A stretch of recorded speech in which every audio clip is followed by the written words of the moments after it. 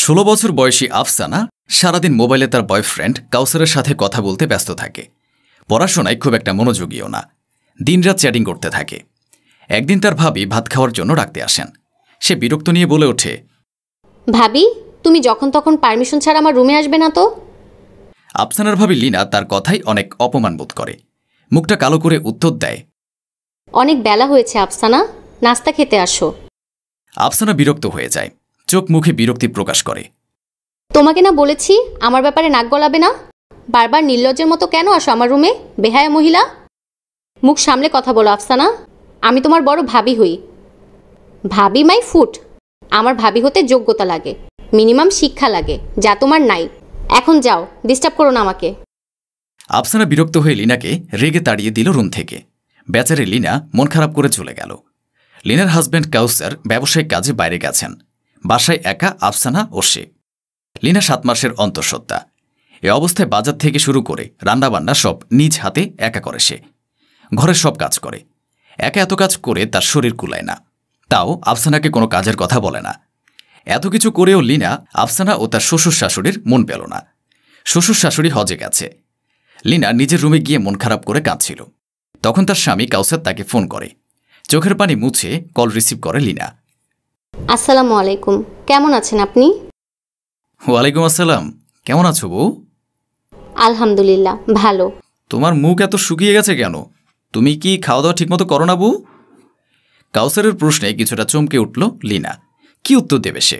লিনা উত্তর দিতে গিয়ে তুতলিয়ে ফেলল। কই কিছু না তো, খাই তো আমি। তাহলে এত তোতলাচ্ছ কেন তুমি? বউ, কান্না করছো কেন?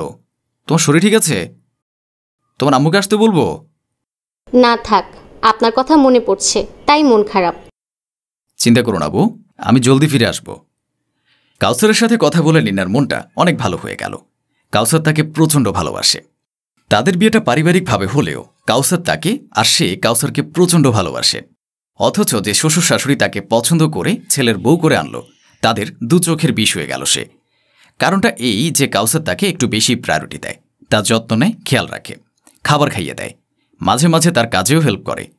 এসব তার ননদ শ্বশুর শাশুড়ি একদমই পছন্দ করে না। ভাবতে ভাবতে লিনা ঘুমিয়ে যায়।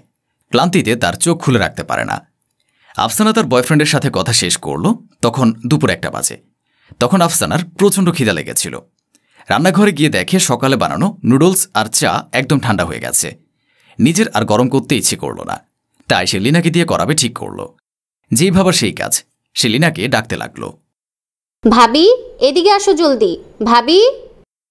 প্রচণ্ড চিল্লিয়ে ডাকা সত্ত্বেও লিনা যখন বাহিরে এলো না, আফসানা প্রচণ্ড রেগে গেল। নবাবজাদিকে সে কখন থেকে ডেকে চলেছে, কোনো খোঁজ নেই। মরে গেল কি না? লিনার রুমে গিয়ে দেখে সে আরামে ঘুমাচ্ছে, যা দেখে আফসানার মুখ কালো হয়ে গেল। সাইড থেকে গ্লাস তুলে সব পানি লিনার মুখে ছুঁড়ে মারল। চোখ মুখে পানি পড়তেই ভয়ে চমকে উঠে লিনা। চোখ খুলে গ্লাস হাতে আফসানাকে দাঁড়িয়ে থাকতে দেখে যা বোঝার বুঝে গেল সে। নবাবজাদি, আপনার কি ঘুম ভাঙার সময় হয়েছে? যদি হয়ে থাকে তাহলে দয়া করে খাবারগুলো গরম করে আমাকে খেতে দিন। নাকি সারাদিন এভাবে ঘুমানোর ইচ্ছে আছে আপনার? সারাদিন শুয়ে বসে থাকা ছাড়া আপনার কি কোনো কাজ নাই? ননদের কথায় বাকরুদ্ধ হয়ে যায় লিনা। সকাল থেকে রাত অবধি একা খাটতে থাকে। এভাবে কেন বলছো তুমি? আমি তোমার নাস্তা রেডি করে ডেকেছিলাম, তুমি আসো নাই তখন। আমার কি দোষ? সারাদিন তো মোবাইল নিয়ে ব্যস্ত থাকো। আমি কি নিয়ে ব্যস্ত থাকবো না থাকবো সেটা কিন্তু তোমার থেকে শুনবো না। তোমাকে এ বাড়ির বউ করে আনা হয়েছে কাজ করার জন্য, শুয়ে বসে থাকার জন্য না। তাই আমার যখন ইচ্ছা হয় তখনই খেতে যাব, আর যা খেতে চাইবো সেটাই তখন বানিয়ে দেবে। না হয় তোমার খাবার গরম করে দিতে হবে। একদিন যদি নিজে খাবার গরম করে খাও তাহলে তো মহাভারত অশুদ্ধ হয়ে যাবে না। তুমি কি বলতে চাচ্ছ? আমি সারাদিন শুয়ে বসে তোমার স্বামীর ঘাড়ের উপর বসে খাই? ভুল তো কিছু না, এবারই সবার দায়িত্ব তোমার ভাইয়ার কাঁধে। তার একার ইনকামে পুরো ফ্যামিলি চলে। আমাকে খোটা দিচ্ছ তুমি? ভুলে যেও না, এই ব্যবসাটা আমার বাবার, আর এই বাড়ি আমার বাবার। এখানে সবচেয়ে বেশি অধিকারও আমার। আফসানা রেগে তার ভাবির গালে ঠাস করে একটা চড় মারে। গালে হাত দিয়ে অবাক নয়নে তার 16 বছর বয়সী ননদের দিকে তাকিয়ে থাকে লিনা। লিনা ভাবতেও পারেনি এই আফসানা তার গালে থাপ্পড় মারবে। আফসানা মুখ ভেঙচি মেরে বলে, এই চরের কথা যদি মনে থাকে তাহলে নেক্সট টাইম আমার সাথে কোনো কথা বাড়াবে না। এখন সঙ্গের মতো না দাঁড়িয়ে থেকে আমার খাবার গরম করে দিয়ে যাও। লিনা নিজের মধ্যেই নেই। লজ্জে মাথা কাটা যাচ্ছে তার। এই অবস্থায় এত ছোট হয়েও যে ভাবির গায়ে হাত তোলে সে আর যাই হোক ভদ্র না। আল্লাহ এর বিচার একদিন করবে। খাবার গরম করে আফসানা রুমে দিয়ে এসে দুপুরে রান্না করতে চলে যায়। আফসানা নাস্তা খাচ্ছে আর তার বয়ফ্রেন্ডকে কল দিচ্ছে। জান, আমরা কবে বিয়ে করব? কেন জান, অনেক তাড়াতাড়ি? আচ্ছা শোনো, বাবা তো হজে গেছে, ভাইয়াও ব্যবসা কাজে বাইরে গেছে, আমি বাসায় একা। এই সুযোগে ভাবি আমার উপর নানান অত্যাচার করে। চিন্তা করো না জান, আমি খুব তাড়াতাড়ি তোমাকে ওই জায়গা থেকে বের করে আনবো। তুমি জানো না আমি ঠিক তোমাকে কতটা ভালোবাসি। তোমার ভাবিকে একটা শিক্ষা দিতে হবে। এক কাজ করো, তোমার ভাবির যত সব টাকা গয়না পাবা সব নিয়ে আমার কাছে চলে আসো, আমরা পালিয়ে বিয়ে করব। যদি আমরা পালিয়ে বিয়ে করি তাহলে টাকা পয়সা নিতে হবে কেন? এগুলো ছাড়াই তুমি আমাকে বিয়ে করবে না জান? আফসানার কথা একটু বিরক্ত হয়ে যায় আশিক। তারপরেও অনেক কষ্টে নিজেকে শান্ত করে আফসানাকে বুঝিয়ে বলে যে, তুমি কি আমাকে সন্দেহ করছো জান? আমরা তো অনেক দূরে যাব, তাই না? যেখানে থাকতে হবে সেখানে অনেক খরচ লাগবে, জিনিসপত্র কিনতে হবে, বিয়ে শপিং করতে হবে, আবার কাবিনের টাকা দিতে হবে, ফ্রেন্ডদের পার্টি দিতে হবে, তাই না? হ্যাঁ তাই তো। আচ্ছা আজ রাতে আমরা পালাবো, আমাকে বাসা থেকে পিক করো, ভাবি ঘুমিয়ে গেলেই। সব নিয়ে আসতে ভুলে যেও না। এখন রাখছি, আমি সব ব্যবস্থা করে নেই। আচ্ছা। আশিকের সাথে কথা বলে খুব খুশি হয়ে যায় সে। তাদের 3 মাসের সম্পর্ক কাল পূর্ণতা পাবে, ভাবতে আনন্দ লাগছে তার। কাল তার বিয়ে। কালকে দিনের জন্য আফসানার জল্পনা কল্পনার শেষ নেই।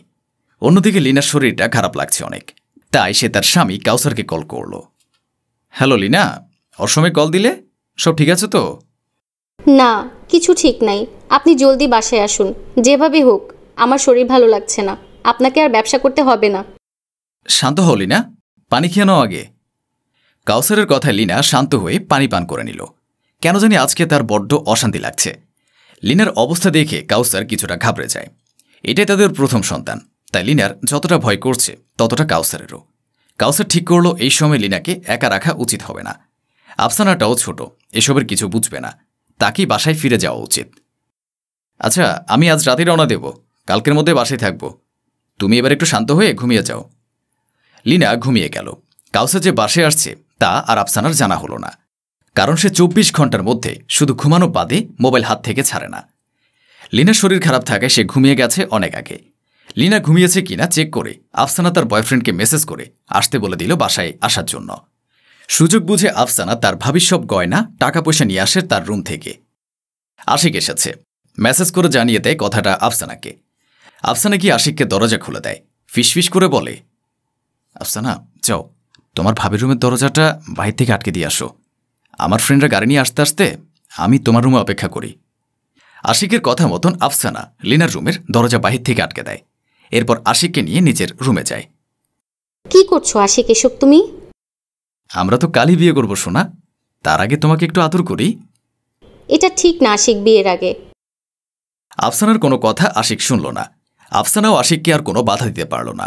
আফসানার যখন ঘুম ভাঙল তখন নিজেকে অনেক খারাপ অবস্থায় উপস্থাপন করল। পাশে কোথাও আশিককে পেল না, রুমের কোথাও তার ব্যাগ নেই। সে বিছানা থেকে উঠে বাইরে গিয়েও পেল না। রুমে সে ফোন নিয়ে আশিককে কল দিয়ে দেখল তার ফোন নাম্বারও বন্ধ। দুয়ে দুয়ে সে 4 মিলিয়ে ফেলল। আশিক তাকে ধোকা দিয়েছে, কান্নায় ভেঙে পড়ল সে। লিনা ঘুম থেকে উঠে যখন বের হতে যাবে তখন বুঝতে পারল তার রুম বাহির থেকে আটকানো। আফসানাকে ডাকছে দরজা খুলে দিতে, কিন্তু আফসানার কোনো খোঁজ খবর নেই।